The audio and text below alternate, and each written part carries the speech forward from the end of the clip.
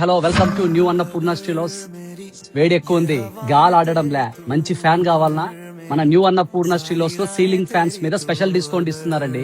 ఒక్కసారి చూస్తామా? ఇది చూడండి, గోల్డ్ గంగా వాళ్ళది సీలింగ్ ఫ్యాన్ అండి, హై స్పీడ్ ఫ్యాన్ అండి.